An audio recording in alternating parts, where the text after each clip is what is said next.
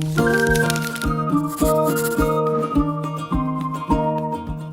and welcome to the Nature for All interview series with George Greene. This interview was made possible by the Nature for All Discovery Zone. My name is Caitlin Brandt and I'm from the Canadian Wildlife Federation and an alumni of the Canadian Conservation Corps. I'm joined today with Marie-Philippe Ouellet from Parcs Canada and George Greene, the former Assistant Director General of the IUCN, and then the IUCN Council Member for North America and the Caribbean between 2008 and 2016. He was also the Chair of the Canadian IUCN Committee from 2012 to 2016. Thank you guys for being here. Today we're going to be discussing 3 topics surrounding the IUCN, or the International Union for the Conservation of Nature, which is the largest nature conservation organization in the world, with over 17,000 plus members from over 160 countries worldwide. Our first topic is IUCN 101. We will discuss the basics of the organization with our expert, George Greene. To start, what is the purpose of IUCN? Well, I'm going to start by saying that IUCN is a cause. The cause is nature. So if you will, IUCN stands for nature in the world. IUCN started with a relatively narrow understanding of nature, if I might say, a science-based one on protection of species, protection of land. But the proper answer to this is written in the IUCN statutes, the rule book. So the official purpose of IUCN is, objectives of IUCN shall be to influence, encourage, and assist societies throughout the world to conserve the integrity and diversity of nature and to ensure that any use of natural resources is equitable and ecologically sustainable. That definition of IUCN's purpose was actually established in 1996 at the World Conservation Congress in Montreal. And it has stood the test of time. Let me also add that IUCN plays several roles, but I'm going to highlight just 3 of them. It's a global standard setter. It is the standard setter on species at risk, how they're determined. It has established the protected areas categories for the world that are adopted by many governments around the world. And very recently, just this summer, IUCN set a new global standard for nature-based solutions, trying to keep up with the times. One of the ways to think of IUCN, which was phrased by Meg Beckel, the president of the Canadian Museum of Nature, a government agency member of IUCN, is that IUCN is the United Nations for nature. That's really the role that it plays. Wow, that's awesome. Thank you so much, George. And I can see this PowerPoint in front of us and has all the different parts of the IUCN. And it's a little complicated. I was wondering if you could explain the different aspects. You will hear in my answer that it's even more complicated than participants are seeing in front of them here. Let's just start with the members. The members are actually, in a formal part of the IUCN statutes, the World Conservation Congress, the place where the membership made up of government, non-government, and Indigenous peoples members make decisions for the long term and the big decisions for IUCN. The next component of IUCN are the commissions. These are 6 expert networks around the world, comprising, I think, in total more than 10,000 people who are science experts, who are management experts, they're law experts, they're communications experts. And finally, we have the Secretariat, which is the paid staff. Usually in the last few years, around 1,000 people, distributed in 11 regions and many national and regional offices around the world. Underlying this is the IUCN Council.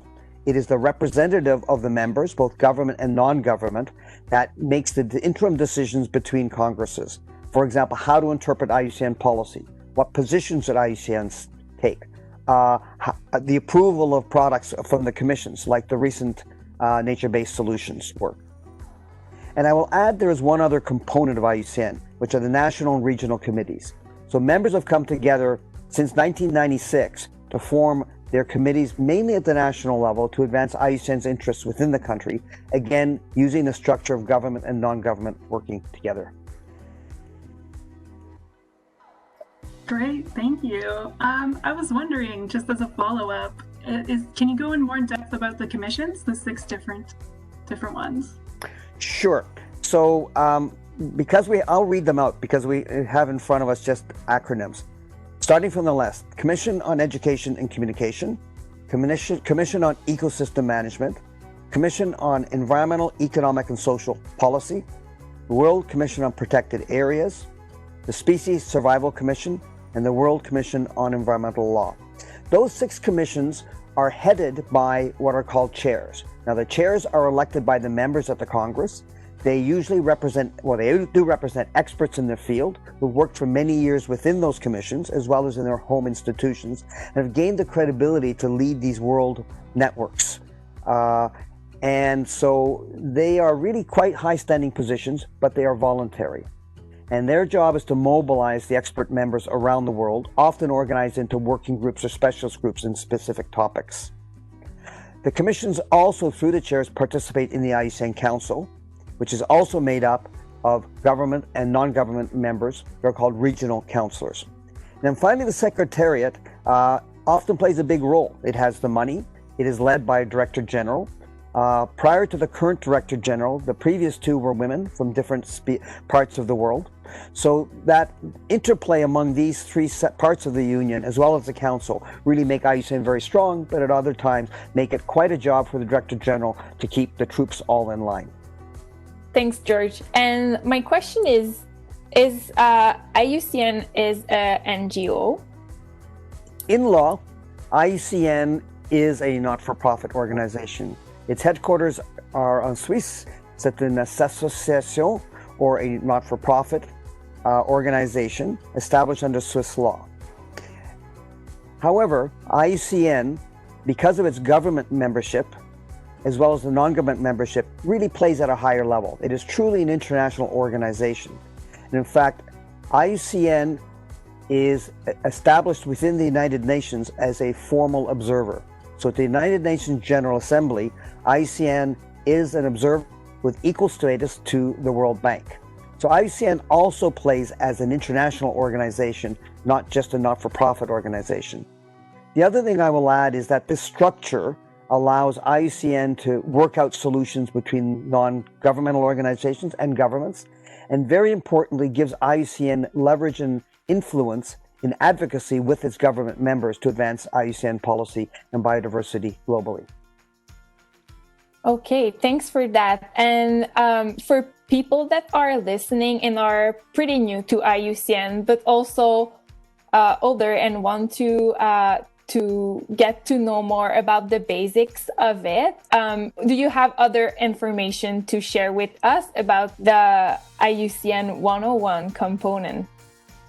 Well, 2 answers. One is to read IUCN documents. I must say the IUCN website, under the Secretariat, different commissions, the member committees, has a wealth of information about how IUCN operates and what it's doing. But more importantly, youth are so well networked around the world. You are all much better than my generation at actually networking. So getting yourselves involved with the different components of the union, participating in your national committee through your own organization or as individuals.